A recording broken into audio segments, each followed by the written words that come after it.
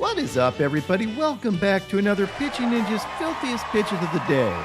Remember, before we get to those pitches, hit that subscribe button. Never miss an episode of the biggest and best daily baseball show on YouTube. And now, without further ado, here are my filthiest pitches of the day. I'm going to start with Matthew Liberator, who had these absolutely gorgeous curveballs. I mean, look how pretty these are. He mixed these curveballs with some upper 90s fastballs and had 6 strikeouts and 6 scoreless innings. He battled Corbin Burns, who had 7 Ks in 6 innings, giving up 3 runs, and had these curveballs. And I love this with Victor Caratini patting Goldie on the butt to distract him, allowing Corbin to throw a curveball and get the K. Okay, probably didn't really pat him on the butt, but be freaking hilarious if he did. Burns also had this cutter. Graham Ashcraft had these cutters, including this beautifully painted one and this perfect 98-mile-an-hour front door cutter. Ashcraft had 3 Ks in 5 innings, but gave up 7 earned runs. He was great through the first 4 innings, but after the 4th, he kind of imploded. He battled against Austin Gomber, who had this changeup. Edward Cabrera had 6 Ks in 5 innings, giving up only 2 runs. He had these wicked curveballs and, of course, his patented high velo changeups. Look at these things. This is 94 miles an hour with 18 inches of run on a changeup. And then this other unfair 94 mile an hour changeup. Filthy stuff from Cabrera. He faced Mackenzie Gore, who had 7 Ks in 5 1/3 innings, giving up 4 runs, had these upper 90s fastballs and dirty curveballs. Rich Hill, aka Dick Mountain, had 7 Ks in 6 scoreless innings, giving up only 1 hit.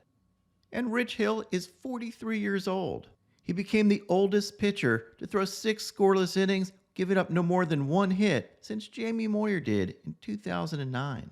He was 46. Dick Mountain had his fastball and cutter working, and of course, these beautiful curveballs. He also messed with timing throughout the game, and I did this overlay to show the differences in his timing. But probably my favorite part of the game was this foot race with Miggy to first base. Usain Bolt has nothing on these guys. Dick Mountain faced off against Eduardo Rodriguez, who had these cutters and elevated fastballs on his way to 5 Ks in 5 innings, giving up 4 earned runs. Brian Bayo had 7 Ks in 5 innings, giving up 1 earned run and 3 hits. He had his mid-90s fastballs and his sick changeups. He's often compared to Pedro because of his changeups. And they're definitely great changeups, but I hesitate to put him in the class of the legend Pedro Martinez. Nate Eovaldi had these fastballs and splitters on his way to 5 Ks in 7 innings, giving up 3 runs.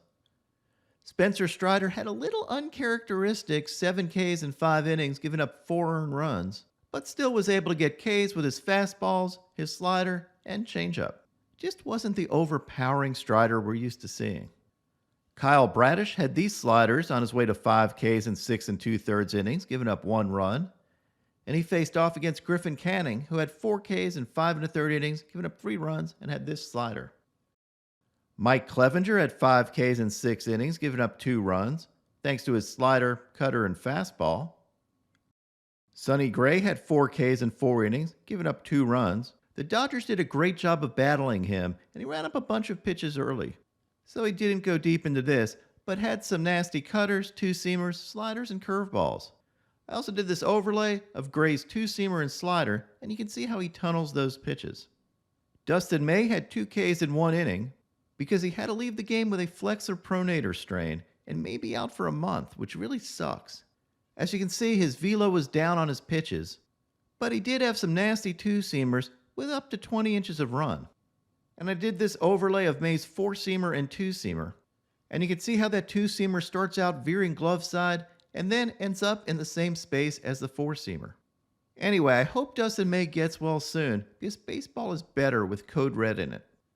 Drew Smiley had 8 Ks in 6 innings, giving up only 1 run and had no walks. He had these nasty knuckle curves. Luis Medina had these fastballs on his way to 6 Ks in 6 innings, giving up 3 earned runs.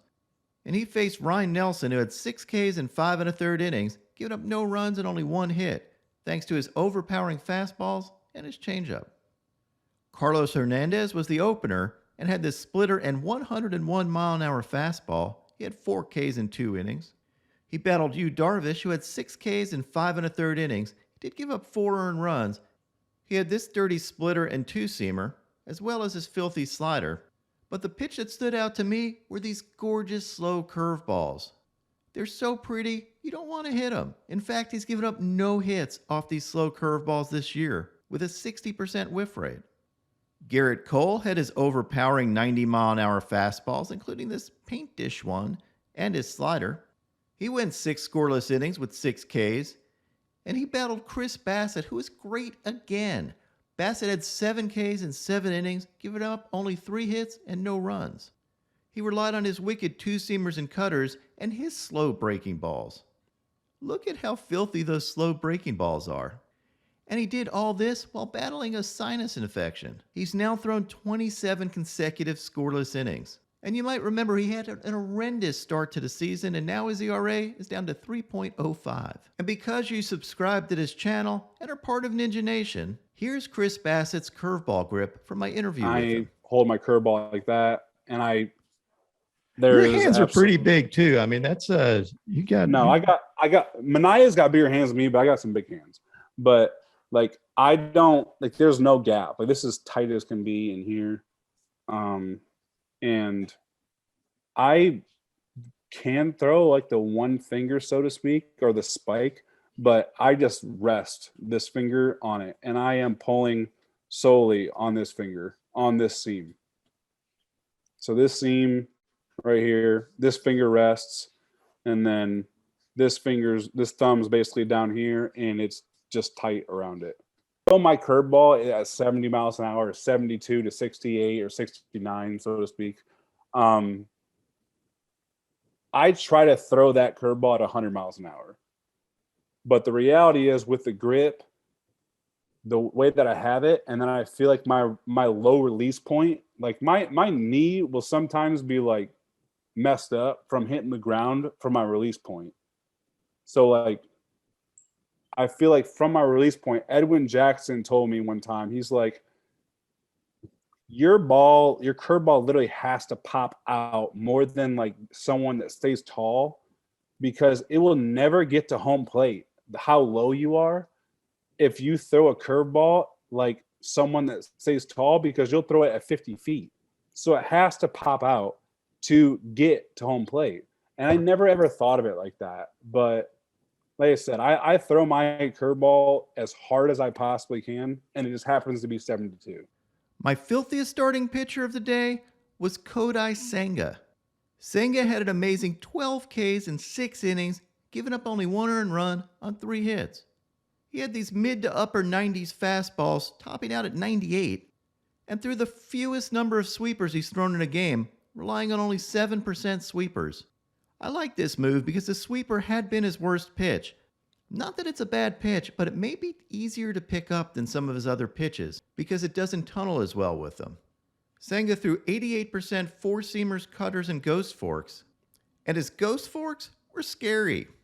It's just an evil pitch.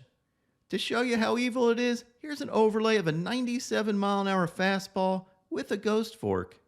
And look at how those pitches tunnel, and then that ghost fork disappears like a ghost. But remember, it's not a ghost. It's not a ghost! Senga is plus 5,000 right now to win Rookie of the Year in the NL. That seems a little long to me. Now on to my filthiest relievers.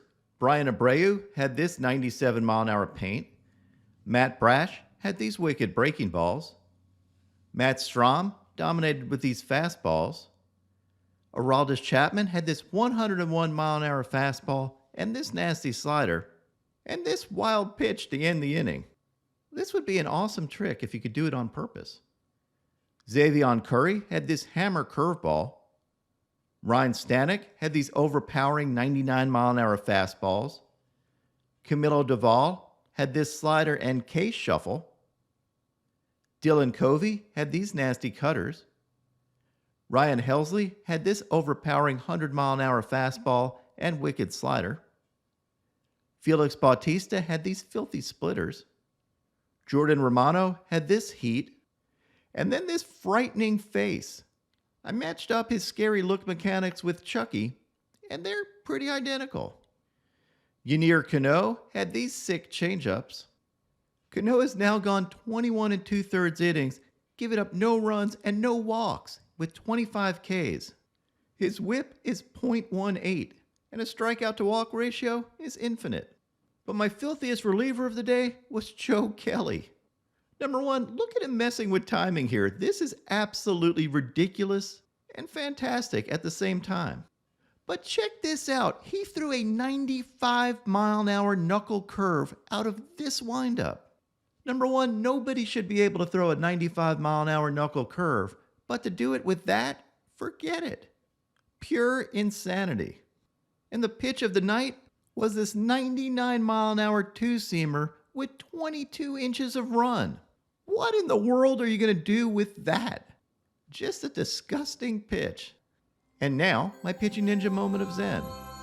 Check out the catcher in this. He is fantastic.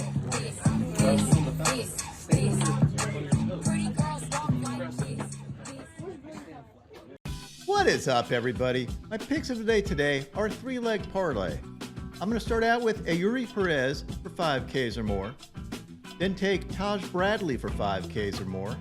Top it off with Tyler Wells for 5Ks or more. What would your picks of the day be?